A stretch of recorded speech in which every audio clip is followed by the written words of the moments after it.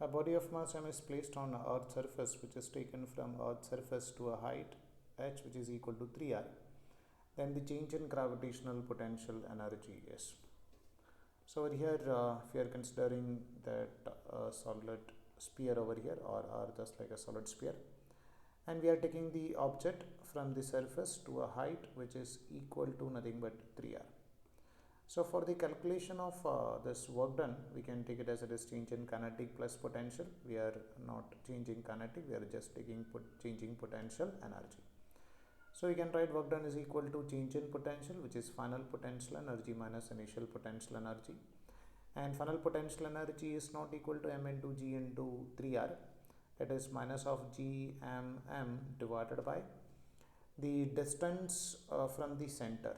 We can write the distance from the center is nothing but 3r plus r, which is equal to 4r, minus the value of initial potential energy, which we can take it as minus of g m divided by initial potential energy means potential on the surface, which we can take it as minus g by r.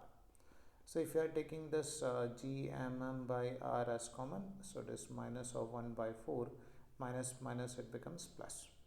So you can write this as g divided by r, and 1 minus 1 by 4, which we can take it as nothing but 3 divided by 4.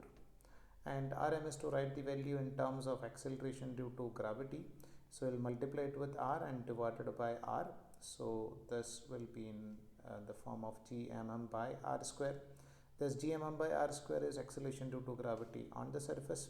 So you can write this is equal to m into g into r into 3 divided by 4.